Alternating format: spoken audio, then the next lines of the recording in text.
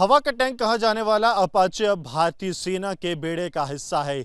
जी हां, भारतीय वायुसेना के बाद अब भारतीय सेना के पास भी अपाचे अटैक हेलीकॉप्टर्स आ गए हैं। इसका जो पहला एक कंसाइनमेंट है वो आज हिंडन एयरबेस पर पहुंचा, जिसके बाद उसे अब जोधपुर में जो है वो डिप्लॉय किया जाएगा। आपको बता दें कि भारतीय वायुसेना ने साल 2015 में अमेरिकी कंपनी बोइंग से जो है 22 अपाचे हेलीकॉप्टर लेने के लिए जो है एक प्रोक्योरमेंट ऑर्डर डाला था। उसके बाद भारतीय वायुसेना को समय दर समय अपाचे जो है वो मिलते गए और इस वक्त भारतीय वायुसेना के पास अपाचे की 2 स्क्वाड्रन मौजूद हैं जो दुश्मन को हवा में पूरी तरह से निस्त नाबूद कर देती हैं। और उसके बाद बारी थी भारतीय सेना की। साल 2022 में भारतीय सेना ने अमेरिकी कंपनी बोइंग को 6 अपाचे अटैक हेलीकॉप्टर्स देने की बात कही, जिसके बाद अब 2025 में ये बेड़ा जो है वो भारत पर पहुंचना शुरू हो गया है। आखिरकार क्यों इसे हवा का टैंक कहा जाता है, ये समझना बेहद ज़्यादा ज़रूरी है।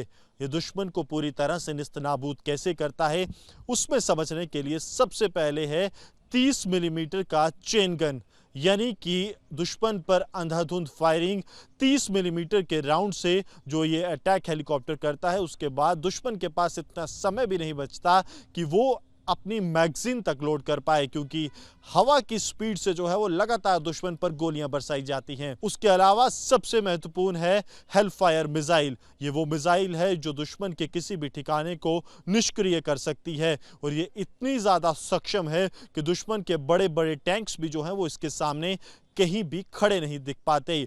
ये ऑपरेशंस जो हैं ये हवा में ही किए जाते हैं, लेकिन अगर दुश्मन इस अपाचे हेलीकॉप्टर को टारगेट कर ले या लॉक कर ले फिर क्या।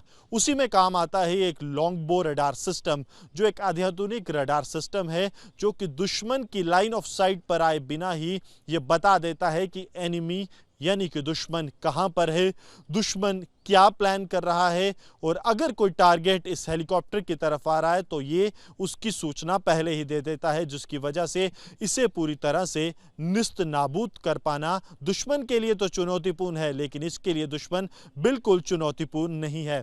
इसके अलावा अगर बात की जाए तो भारतीय सेना की जो एविएशन कोर है वो इन हेलीकॉप्टर्स को जो है ऑपरेट करेगी। इसे ऑपरेट जो है भारतीय सेना के वेस्टर्न बॉर्डर्स पर किया जाएगा, यानी कि पाकिस्तान से लगे वो सरहदी इलाके जहां दुश्मन की तरफ से ऑपरेशन सिंदूर के दौरान निशाना बनाने की कोशिश की गई। ये पाकिस्तान को पूरी तरह से निस्त नाबूद कर देगा। जोधपुर में भारतीय सेना की तरफ से पहले ही एक स्क्वाड्रन जो है उसे रेज किया जा चुका है, जो इन अपाचे अटैक हेलीकॉप्टर्स को पूरी तरह से रखरखाव और ऑपरेशंस में इस्तेमाल करेगी।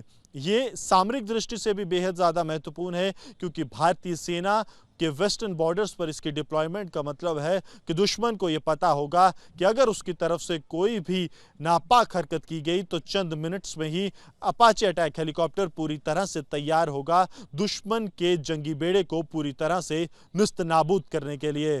कैमरामैन आशु के साथ गुरसिमरन सिंह, रिपब्लिक डिजिटल।